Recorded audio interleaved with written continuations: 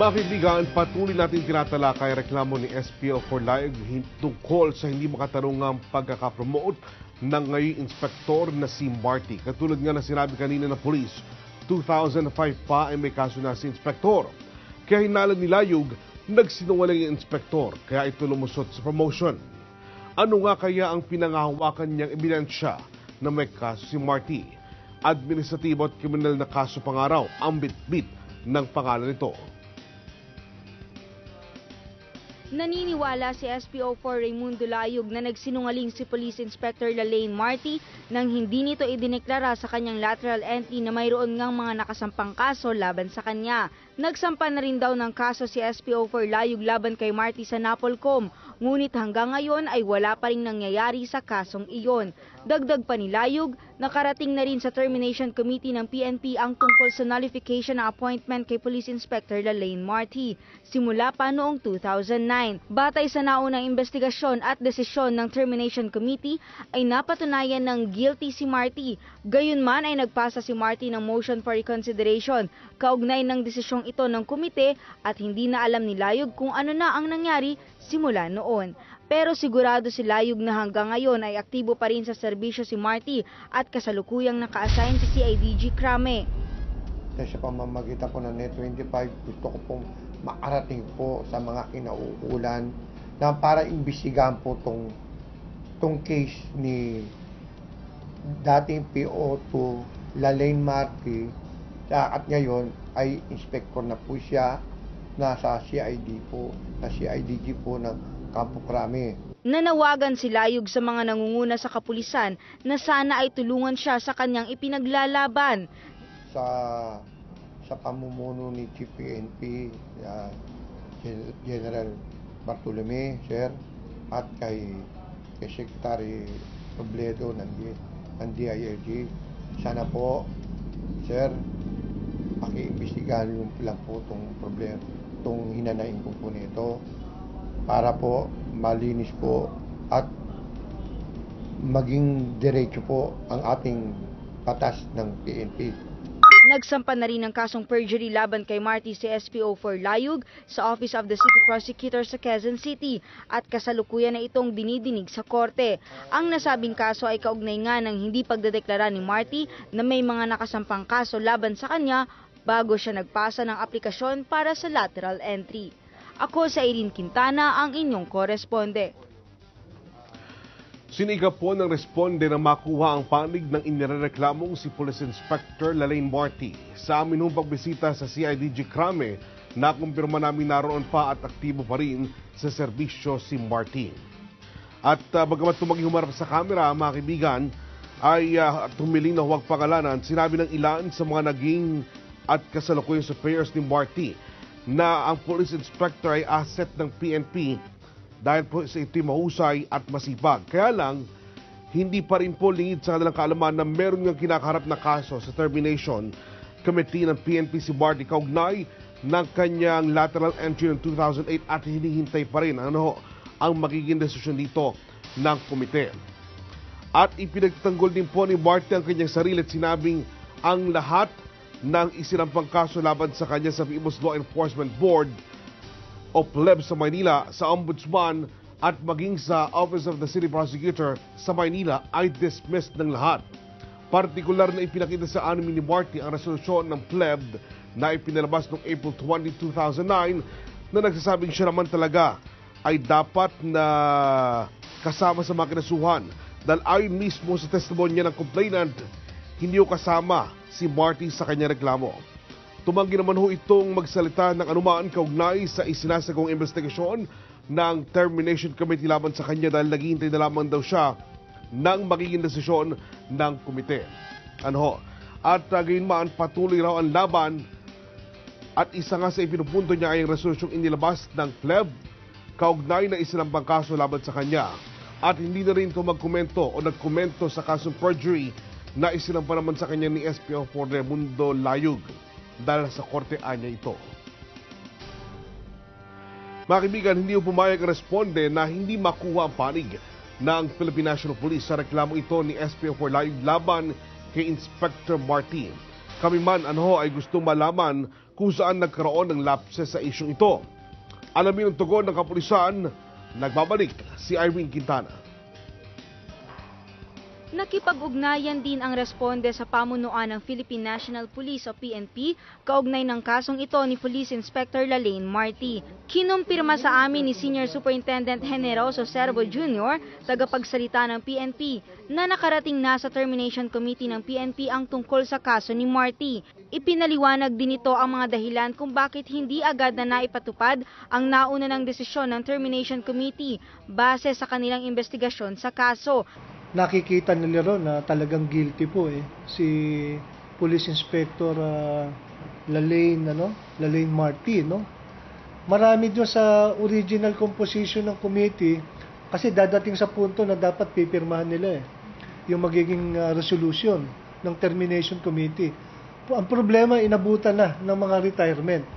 Unang-una dyan, ang isang miyembro niyan, yung pinaka-chairman mismo, si Police Director Milla. Retired na po siya. Ito po yung dating director ng Directorate for Personnel and Records Management.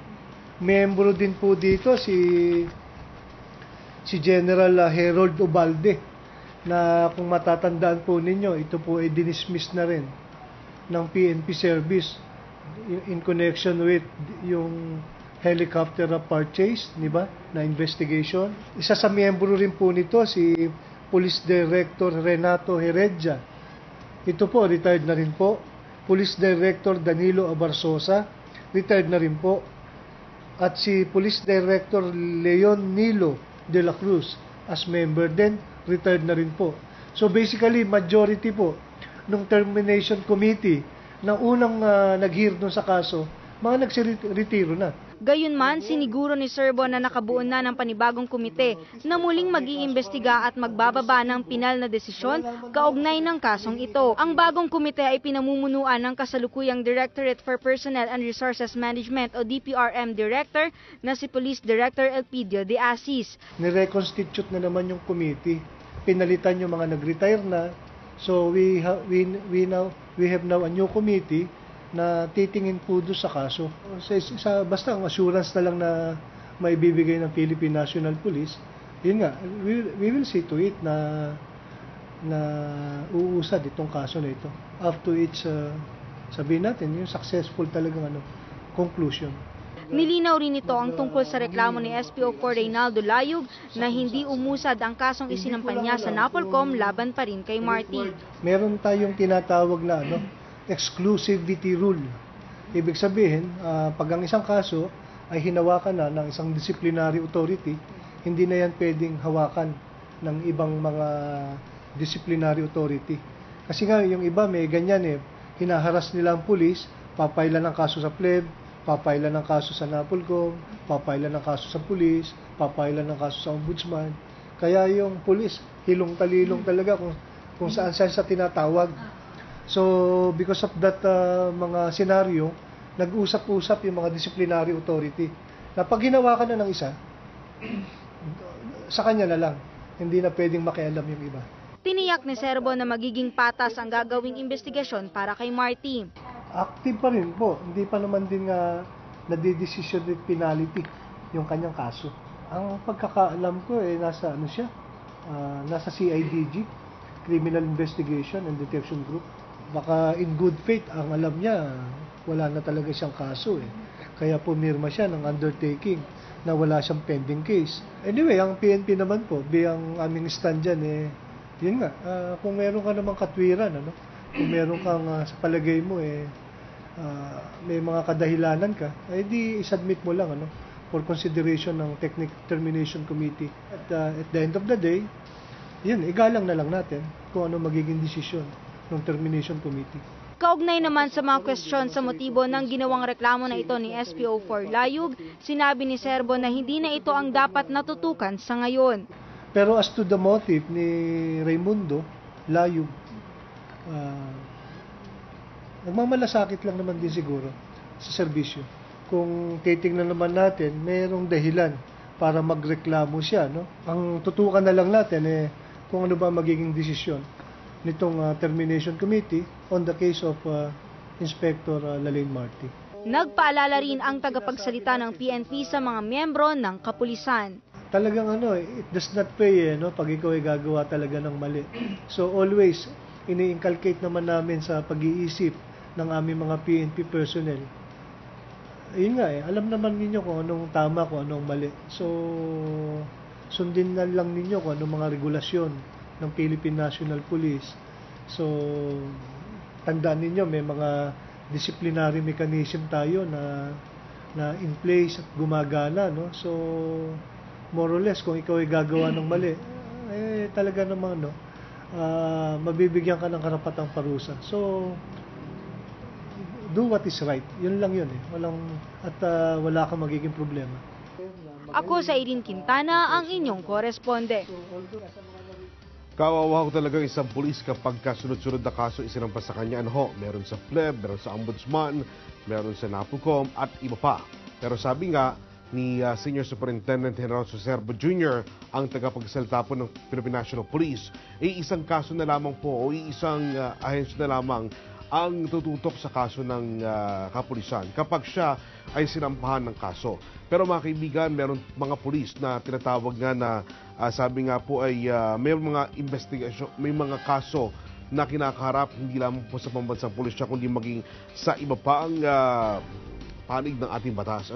Pero sana itong mga ganitong pulis, mga kaibigan, ang siyang mapanagot at sana naman ay magiging patas lamang ang gagawing investigasyon para na sa ganoon malagay naman sa ayos ang ating pong pambansang pulisya.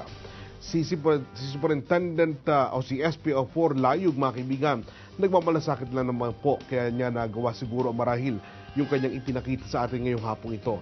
At marahil din naman si Police Inspector Lalaine Marty ay ganoon din sapagkat sabi nga po niya wala po siyang kaso.